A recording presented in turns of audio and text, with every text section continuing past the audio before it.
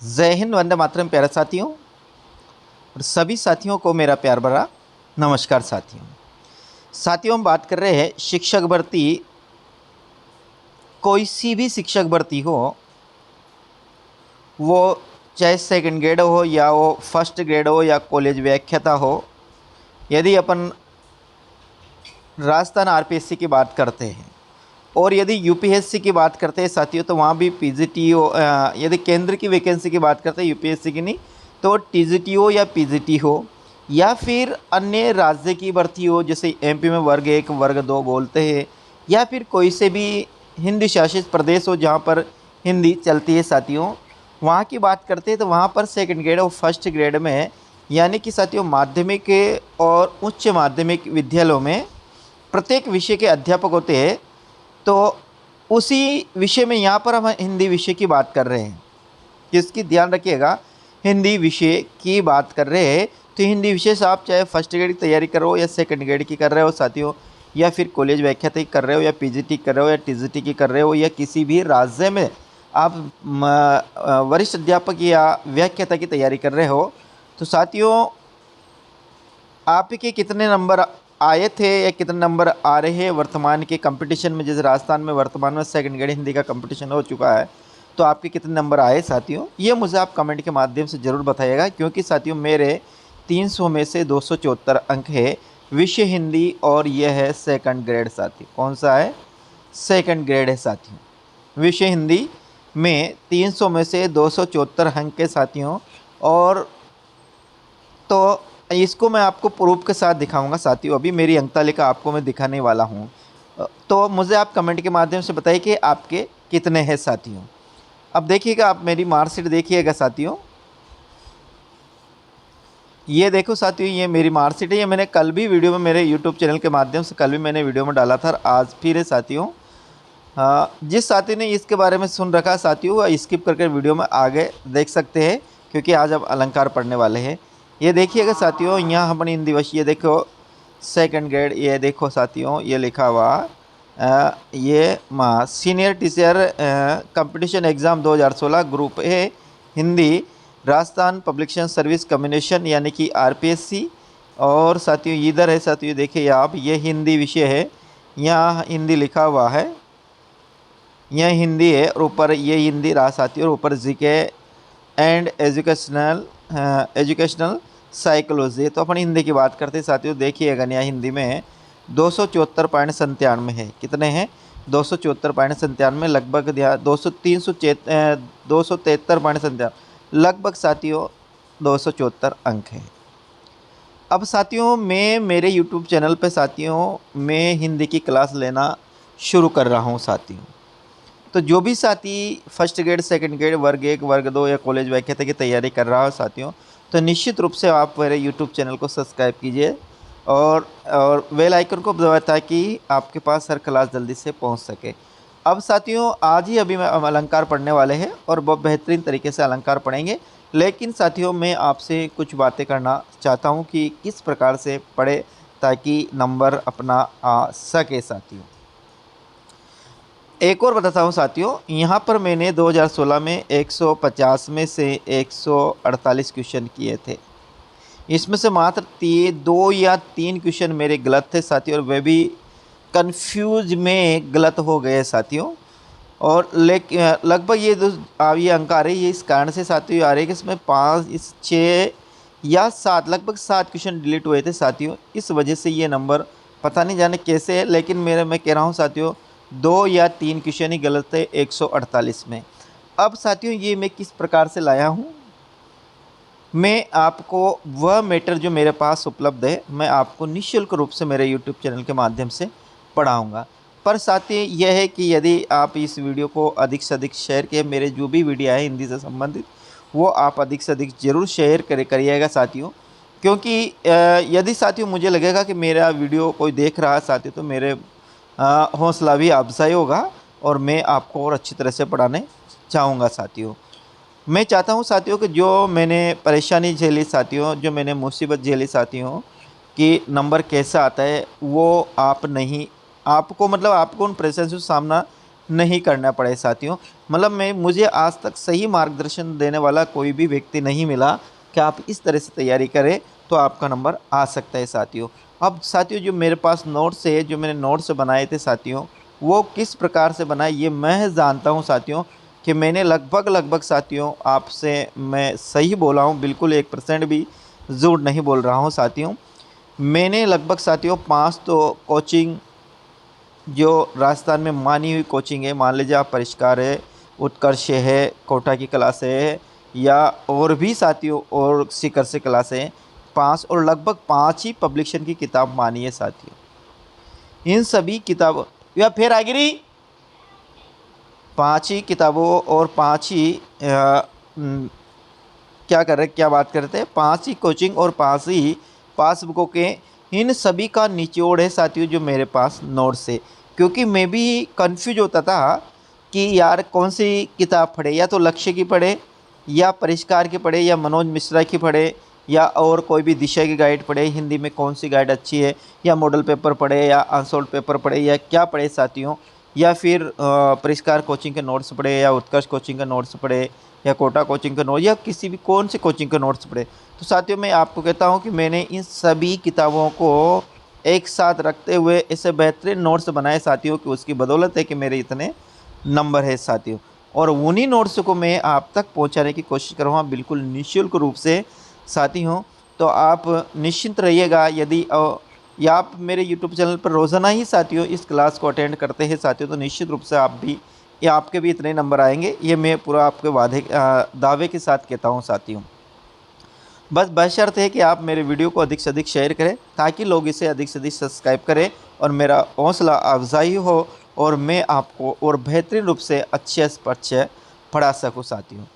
दूसरी बात साथियों, देखो मैं पढ़ाने के पहले आप ये मत मानिए कि ये जो बोल रहा है जो भी है वो ज़्यादा ही बक रहा है या ऐसा, आप कुछ भी समझ सकते हैं साथियों।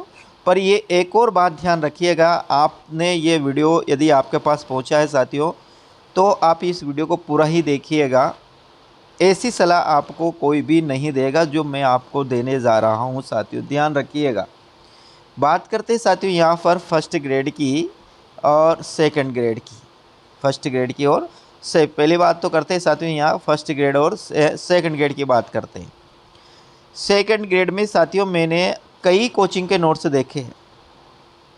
जो मानी हुई कोचिंग है, मानी हुई राजस्थान के टॉप कोचिंग में आती है साथियों, उनके देखे हैं। तो ध्यान रखना साथियों, ये एक बात जो मैं अभी बोल रहा हूँ इस बात को आप बिल्कुल ध्यान रखें कि मुझे या आपको, जो आप तैयारी कर रहे हैं, आपको केवल सेकंड ग्रेड का एग्ज़ाम फाइट करना है और नौकरी प्राप्त करनी है साथियों। ये ध्यान रखना, क्या करनी है, नौकरी प्राप्त करनी है, ने कि आपको कोई बुक लिखनी है या फिर आपको पीएचडी करनी है। केवल आपको सेकंड ग्रेड का एग्ज़ाम फाइट करना, ने कि आपको विद्वान बनना है या कोई बुक लिखनी है या पीएचडी करनी है साथियों। तो ध्यान रखिएगा साथियों, वही पढ़े जो एग्ज़ाम में आता है। यानी कि ज़्यादा अंदर जाने की आवश्यकता नहीं है, ज़्यादा उलझने की आवश्यकता नहीं है, आपको पीएचडी नहीं करनी है, आपको केवल सेकंड ग्रेड की एग्ज़ाम फाइट करना है। अब ध्यान रखिए, मैं एक जैसे अब पढ़ते हैं काव्य शास्त्र, क्या पढ़ते हैं, काव्य शास्त्र पढ़ते हैं साथियों। जो भी पढ़ाता है आपने यूट्यूब पर भी देखा होगा, कोचिंग के नोट्स से भी देखे होंगे। तो ध्यान रखना, जैसे वे काव्य शास्त्र पढ़ता है साथियों तो भरत मुनि से पढ़ाना स्टार्ट करता है साथियों, जो अंत तक वो सुमित्रानंद पंत तक आ जाता है साथियों, रामचंद्र शुक्ल तक आ जाता है। यहाँ कि ये नहीं विचारों ने ये कहा।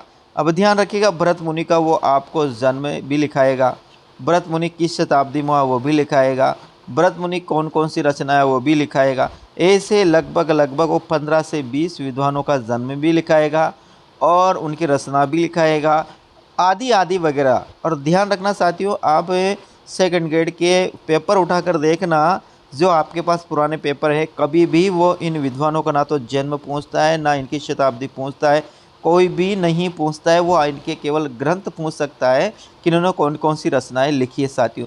तो मेरा कहने का मतलब है साथियों, आपको इस अनावश्यक चीज़ों को याद करने की बिल्कुल भी आवश्यकता नहीं है। जैसे उसने आपको अलंकार का एक टॉपिक दे रखा है साथियों, तो आप इसमें क्या याद करें, केवल अलंकार की परिभाषा याद करें और कुछ चुनिंदे विद्वानों की जो परिभाषा है 2-4 उसको याद कर ले।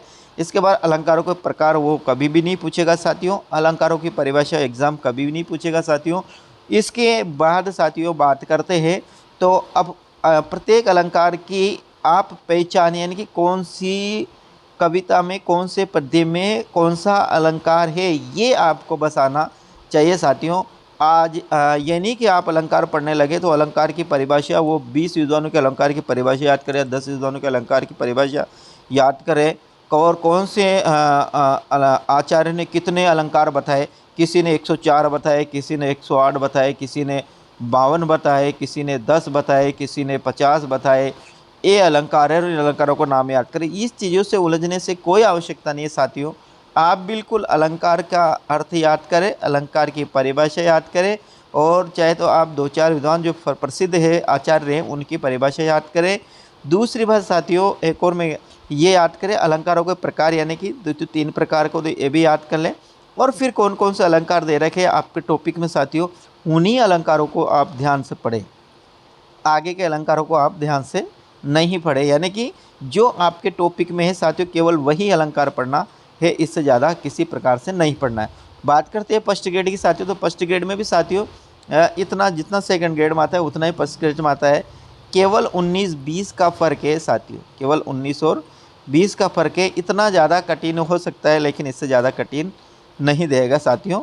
तो ध्यान रखिएगा फर्स्ट ग्रेड और सेकंड ग्रेड में साथियों, आपको यदि सेकंड ग्रेड और फर्स्ट ग्रेड की तैयारी कर रहे हैं, आपका लक्ष्य आगे कॉलेज व्याख्याता का नहीं है, कॉलेज व्याख्याता की जब तैयारी करो साथियों तो आप उसे गहराई से पढ़ सकते हो। और मैं तो कह रहा हूँ कॉलेज व्याख्याता में भी नहीं आएगा साथियों। ये ध्यान रखिएगा, आप मतलब सीधी सरल चीज़ जो साधारण चीज़ें उनको कंठस्थ याद करें साथियों, आप ज़्यादा गहराई में नहीं जाइएगा, ये मेरा आपसे कहना है साथियों। अब देखिए आज का जो टॉपिक है, आज का टॉपिक हम पढ़ते हैं साथियों। तो आज से अपन पढ़ेंगे साथियों अलंकार। क्या पढ़ेंगे? अलंकार साथियों। देखिए साथियों अलंकार आज जो पढ़ेंगे साथियों, आप इसके नोट्स बना सकते हैं साथियों। मैं वैसे मेरे यूट्यूब चैनल पर मैंने मेरे टेलीग्राम का लिंक दे रखा है साथियों, वहाँ पर मैं PDF सेंड कर दूँगा। और यदि आपको किसी को ये PDF है साथियों, तो मेरे जो नंबर है 95 71 19 44 और 37 साथियों, मैं इस पर आप मैसेज करें, मैं आपको ये PDF सेंड कर दूंगा साथियों। और ये रोज़ाना जो मैं पढ़ाऊँ इसको आप अपना फेयर रजिस्टर में लिख लीजिए। सेम ऐसे ही मैं आपको गारंटी दिलाता हूँ कि इसके बाहर कुछ भी नहीं आएगा, जो मैं पढ़ाऊँगा साथियों सब कुछ इसमें से आएगा। आप ये तो एग्ज़ाम के बाद आप मुझसे बोलना साथियों कि क्या आया क्या नहीं आया, तो ये नंबर पर आप मुझे मैसेज करिएगा, मैं आपको PDF सेंड कर दूँगा साथियों। अब देखिए अपन पढ़ते हैं यहाँ पर अलंकार।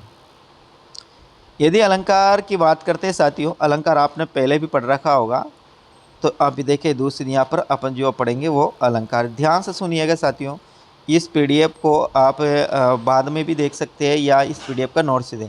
देखिए अलंकार, पहली बात करते हैं आचार्य वामन के अनुसार अलंकार की परिभाषा क्या है या अलंकार क्या है।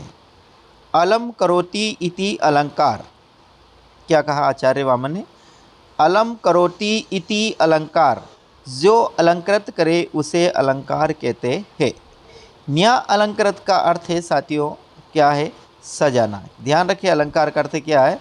सजाना अलंकार का अर्थ है, सजाना या शोभा, सजाना या शोभा इस अलंकृत का अर्थ है, यानी आभूषित करे, अलंकृत करे, सजावे या संवारे या उसमें सौंदर्यता बढ़ाए, उसे कहते हैं अलंकृत। तो ध्यान रखना आचार्य वामन ने क्या कहा? अलम करोति इति अलंकार, जो अलंकृत करे उसे अलंकार कहते हैं। एक बार पुनः ध्यान रखिएगा, अलम करोति इति अलंकार, जो अलंकृत करे उसे अलंकार कहते हैं। ये किसने कहा? आचार्य वामन ने। याद रखना साथियों। अब देखिए अलंकार का शाब्दिक अर्थ देखते हैं, तो अलंकार का जो शाब्दिक अर्थ होता है साथियों, वह गहना होता है, जेवर होता है, आभूषण होता है, आभरण होता है और मंडन भी होता है साथियों। अलंकार का शब्द या अलंकार के पर्यायवाची शब्द मान लें, या अलंकार का अर्थ मान ले साथियों, तो अलंकार का जो शाब्दिक अर्थ है उसे हम गहना भी कहते हैं, यानी गहना जो हम शरीर पर धारण करते हैं उसे हम जेवर भी कहते हैं साथियों, उसे हम आभूषण भी कहते हैं, उसे हम आभरण भी कहते हैं, उसे हम मंडन भी कहते हैं। तो यहाँ अलंकार का जो शाब्दिक अर्थ होगा क्या होगा, गहना, जेवर, आभूषण, आभरण और मंडन होगा साथियों। इसके बाद बात करते हैं आगे और भी। अलंकार दो शब्दों से मिलकर बना है, अलम और कार से साथियों। ध्यान रखिएगा, न्या अलम में अलंत आएगा साथियों। अलम में क्या आएगा, न्या अलम हो रहा, न्या अलम ही है, ध्यान रखना। न्या अलम प्लस कार, यानी अलंकार है दो शब्दों से मिलकर बना है, अलम और कार से। यहाँ अलम नहीं लिखा है साथियों, या अलम तो दिखा नहीं, मैंने अलंत नहीं लगा, इसलिए आप अलम और कार करें साथियों। तो अलंकार दो शब्दों से मिलकर बना है, अलम और कार से। अलम का अर्थ होता है सजाना अथवा शोभा, सजाना ओब्लिक शोभा। अलम का अर्थ होता है सजाना ओब्लिक शोभा, और कार का अर्थ होता है करने वाला। ध्यान रखिएगा, अलम का अर्थ होता है सजाना शोभा, और कार का अर्थ होता है करने वाला साथियों। क्या होता है, करने वाला। यानी कि अलम का अर्थ है यहाँ पर शोभा या सजाना और शोभा, और कार का अर्थ है करने वाला। आगे देखिए, इस प्रकार अलंकार का शाब्दिक अर्थ होता है सजावट करने वाला या सजाने वाला। अलंकार का जो अर्थ होता है, इस प्रकार अलंकार का अर्थ होता है सजावट करने वाला या फिर सजाने वाला, उसे क्या कहते हैं, अलंकार कहा जाता है साथियों। वे या वह नहीं साथियों, हाँ, वह उपादान जो कविता को सजाने संवारने का कार्य करते हैं उसे अलंकार कहते हैं। ध्यान रखना, वह उपादान जो कविता को सजाने संवारने का कार्य करते हैं उसे अलंकार कहते हैं। यानी कि वह उपादान, वह तत्व, वह अवयव जो कविता को सजाने संवारने का कार्य करते हैं उसे क्या कहते हैं, अलंकार कहते हैं साथियों। तो अभी अपन ने देखा, क्या देखा, पहले अपन ने अलंकार का शाब्दिक अर्थ देखा था। अलंकार का शाब्दिक अर्थ क्या है साथियों, अलंकार का शाब्दिक अर्थ है गहना, जेवर, आभूषण, आभरण, मंडन है। अलम करोति इति अलंकार, अलंकार ये आचार्य किसने कहा, वामन ने कहा। यानी अलंकृत करे उसे अलंकार कहते हैं। अलंकार दो शब्दों से मिलकर बना है, अलम और कार से। अलम का अर्थ होता है सजाना और शोभा करना, कार का अर्थ होता है करने वाला। इस प्रकार अलंकार का अर्थ होता है सजावट करने वाला। अब अलंकार की यदि परिभाषा देते तो ये हम अलंकार की परिभाषा दे सकते हैं। वह उपादान, वह तत्व, वह अवयव जो कविता को सजाने संवारने का कार्य करते हैं उसे क्या कहते हैं साथियों, अलंकार कहते हैं। अब बात करते हैं आगे की साथियों। मैं आपसे एक बार पुनः गुजारिश या विनम्र निवेदन करता हूं कि यदि आपके पास ये क्लास है तो आप इसे अधिक से अधिक शेयर कीजिएगा, क्योंकि साथियों यदि आप मेरे सब्सक्राइब बढ़ाएंगे तो मैं आपको बहुत बेहतरीन तरीके से पढ़ाऊंगा। आप इसे यदि शेयर करेंगे अपने मित्रों के साथ जो हिंदी विशेष तैयारी कर रहे हैं तो निश्चित रूप से वो भी चैनल को सब्सक्राइब करेंगे। मैं बिल्कुल आपको निःशुल्क रूप से पढ़ाऊँगा साथियों, और बेहतरीन रूप से पढ़ाऊँगा। जो पढ़ाऊँगा उसमें एक प्रश्न भी आपका गलत नहीं जाएगा साथियों। बस आप बेशर्त कि आप इसके नोट्स बनाते जाइएगा साथियों। जैसे मैंने लिखा है ऐसे ऐसे आप नोट्स बना ले साथियों। हाँ, आगे आचार्य दंडी ने अपने ग्रंथ काव्यदर्श में लिखा है कि काव्य शोभा करान धर्मान अलंकार प्रत्यक्षते। क्या लिखा है, आचार्य दंडी ने अपने ग्रंथ काव्यदर्श में लिखा है कि काव्य शोभा करान हलंत ने, ध्यान रखना हलंत ने क्या है ने, तो काव्य शोभा करान धर्मान अलंकार प्रत्यक्षते, अर्थात कविता या काव्य की शोभा बढ़ाने वाले धर्म अलंकार कहलाते हैं। अलंकार किसे कहते हैं, आचार्य दंडी के अनुसार काव्य शोभा करान धर्मान अलंकार है प्रत्यक्षते। आचार्य दंडी कहना है काव्य शोभा करान धर्मान अलंकार है प्रत्यक्षते, काव्य शोभा करान धर्मान अलंकार है प्रत्यक्षते। ध्यान रखना ये किसने कहा साथियों, दंडी ने। काव्य शोभा करान धर्मान, ध दंडी से ध याद रखना, दंडी धर्मान, दंडी धर्मान ऐसे याद रखना, दंडी को क्या रखना, धर्मान। काव्य शोभा करान धर्मान दंडी, काव्य शोभा करान धर्मान दंडी, धर्मान के बाद ने दंडी लगाए, काव्य शोभा करान धर्मान दंडी, काव्य शोभा करान धर्मान दंडी ऐसे याद करें। अब दंडी का जो यहाँ साथियों जो कैसे याद करने की, काव्यदर्श किसने लिखा, तो देखिए काव्य शब्द में दे है और दंडी में भी क्या है, दे है, ऐसे याद रखना। काव्यदर्श में दे में भी दे है और दंडी में भी क्या है, दे, तो इसको ऐसे याद रहे काव्यदर्श दंडी या दंडी काव्यदर्श। काव्यदर्श दे आया तो दे से याद रखना किसने लिखा, किसका ग्रंथ ये, दंडी का ग्रंथ है साथियों। परिभाषा याद रखिए, काव्य शोभा करान धर्मान अलंकारान प्रशिक्षित किसके साथियों, दंडी की, ऐसे याद रखें, ठीक है। इसका अर्थ क्या, अर्थात कविता, कविता या काव्य की शोभा बढ़ाने वाले जो धर्म होते हैं साथियों उन्हें क्या कहते हैं, अलंकार कहते हैं। अब अलंकार की परिभाषा आचार्य केशव कई बार आ जाता है साथियों की ये पंक्ति किसकी है, तो ध्यान रखना ये आचार्य केशव की है, जो रीतिकाल के प्रवर्तक भी माने जाते हैं साथियों आचार्य केशव। और रीतिकाल में साथियों ये राम काव्यधारा के भी राम काव्यधारा के भी कवि माने जाते, क्योंकि इनके द्वारा रामचंद्रिका लिखी गई है साथियों। तो इन्होंने अलंकारों को परिभाषा कैसे विशुद्ध किया अलग देखो, तद्भी सुजाति सुलक्षणी सुबरन सरस सवरंत भूषण बिनु ने विराजती कविता वनिता मित साथियों।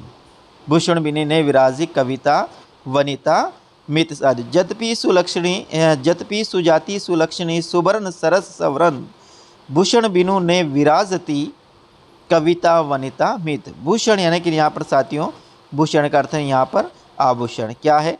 आभूषण। यदि इसे सांसारिक रूप से लेते हैं तो यहाँ आभूषण होगा गहना, और इसे यदि कविता के संदर्भ में या काव्य के संदर्भ में लेते हैं इसका होगा साथियों क्या होगा? अलंकार होगा। यहाँ देखिए उन्होंने लिखे, यद्यपि सुजाति अच्छी जाति में उत्पन्न हुई, सुलक्षणी अच्छे लक्षणों से परिपूर्ण, सुवर्ण अच्छे वर्ण वाली, और सरस और सवृंत कौन?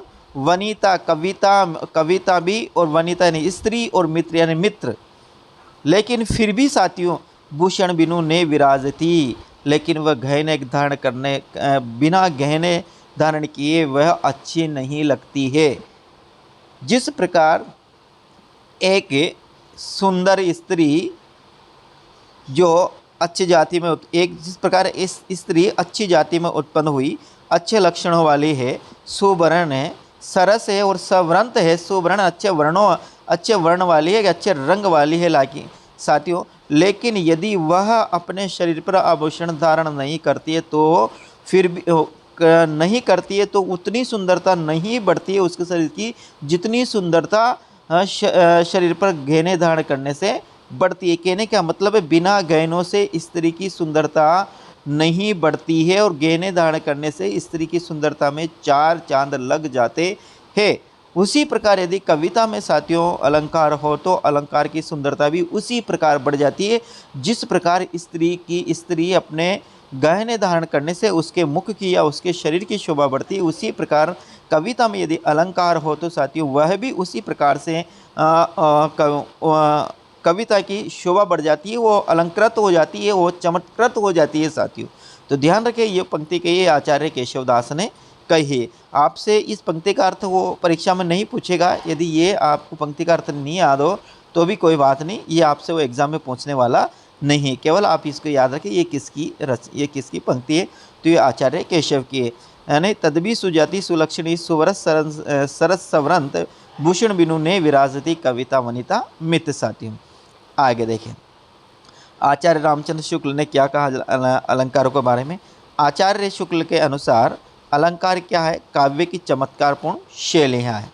अलंकार क्या है? काव्य की चमत्कारपूर्ण शैलियाँ। तो आचार्य केशव ने अलंकारों के बारे में क्या कहा, इसे आप याद रखिए। चमत्कारपूर्ण शैलियाँ, चमत्कारपूर्ण शैलियाँ किसकी है? आचार्य रामचंद्र शुक्ल की। ध्यान रखें आचार्य रामचंद्र शुक्ल की है। किसकी?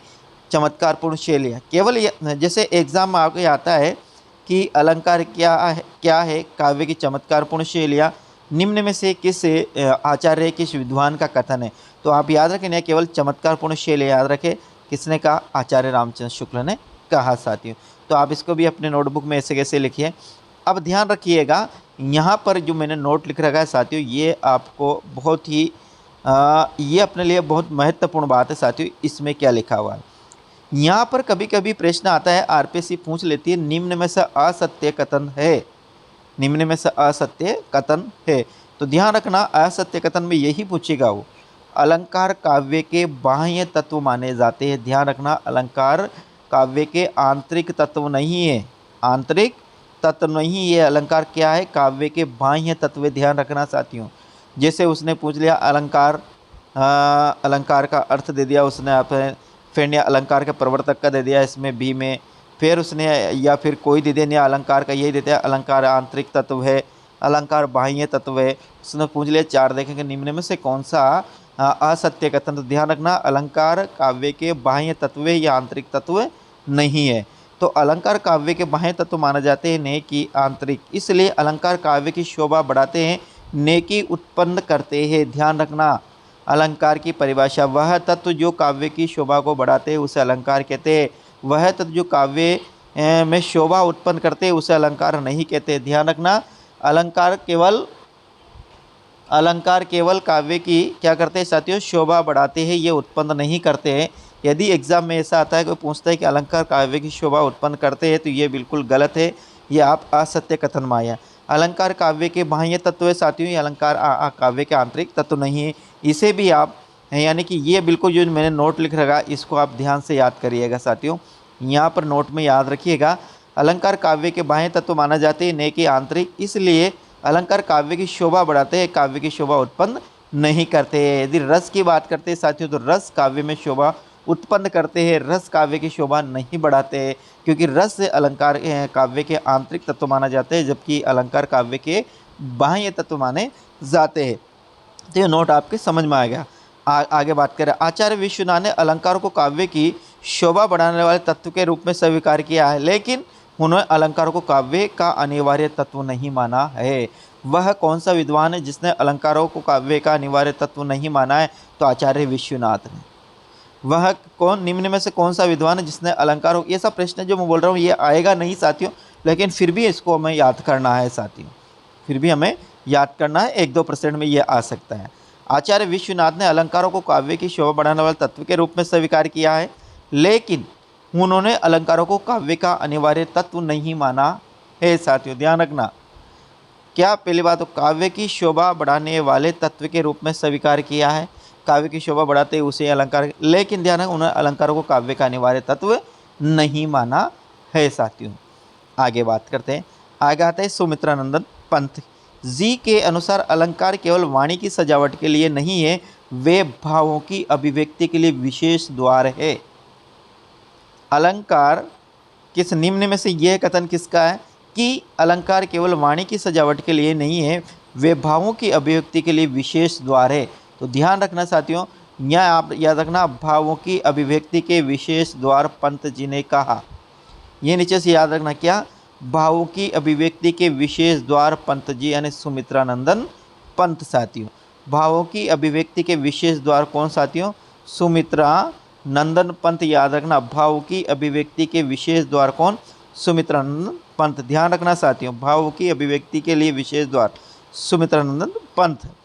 आगे बात करें, अब अलंकार सिद्धांत के प्रवर्तक के बारे में बात करते हैं, तो आचार्य भामे अलंकार सिद्धांत के प्रवर्तक माने जाते हैं साथियों। यानी अलंकार का संप्रदाय का जो प्रवर्तक माना जाता है साथियों, वह किसे माना जाता है? ध्यान रखना, अलंकार संप्रदाय के जो प्रवर्तक है वो आचार्य भामे है साथियों। उम्मीद करता हूँ साथियों कि आपने वीडियो क्लास को शेयर जरूर कर दिया होगा साथियों, नहीं किया हो तो जरूर साथियों इसे अधिक से अधिक शेयर जरूर कीजिएगा। और ये वीडियो कहाँ तक कहाँ पहुँचा, किन किन के पास पहुँचे साथियों, मुझे कमेंट के माध्यम से ज़रूर बताइएगा साथियों। तो ध्यान रखना, अलंकार संप्रदाय के प्रवर्तक कौन माने जाते हैं? भामे माने। दंडी और रुद्रट भी अलंकार संप्रदाय अलंकारवादी आचार्य है। दंडी और रुद्रट को भी साथियों अलंकारवादी आचार्य माना जाता है। तो यह ध्यान रखना, कभी कभी प्रश्न आ सकता है कि निम्न में से अलंकारवादी आचार्य नहीं है, तो 3 याद रखना अलंकार के साथ। अलंकारवादी कौन? बा, रू और दे। ऐसे अलंकार बारूद के याद रखें आप, अलंकार बा, रू और दे, ऐसे याद रखें।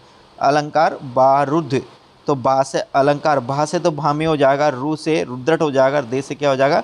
दंडी, यानी अलंकार बारूद। अलंकार संप्रदाय के प्रवर्तक ऐसे याद रखें, अलंकार संप्रदाय के प्रवर्तक क्या याद रखें? बा, रू और दे। अलंकार संप्रदाय के प्रवर्तक कैसे याद रखें? बा, रू और दे। बा, रू और दे। अलंकार संप्रदाय के प्रवर्तक बा, रू, दे। बा से भामे बनेगा साथियों, और दे से डंडी बनेगा, और रू से क्या बनेगा? रुद्रट बनेगा साथियों। अब आगे और बात करते हैं आप इसमें। अलंकारों का विवेचन सर्वप्रथम आचार्य भरत मुनि ने अपने ग्रंथ नाट्यशास्त्र में किया। ये तो आपको याद होगा कि नाट्यशास्त्र किसका ग्रंथ है? आचार्य भरत मुनि का ही नाट्यशास्त्र है। तो यहाँ पर एक प्रश्न आया कि अलंकारों का सर्वप्रथम वर्णन कहाँ मिलता है? तो नाट्यशास्त्र मिलता है। नाट्यशास्त्र भरत मुनि का। अलंकार संप्रदाय के प्रवर्तक है तो वो कौन? आचार्य भामे अलंकार संप्रदाय के प्रवचक कौन है? भामे ये अलंकार संप्रदाय के प्रवर्तक है। और इनके विद्वानों की बात करते तो अपन ने अभी देखा बा, रू और दे। भामे, रुद्रतोड़, दंडी ये अलंकारवादी आचार्य है। तो अलंकारों का यह विवेचन सर्वप्रथम आचार्य भरत मुनि ने अपने ग्रंथ नाट्यशास्त्र में किया।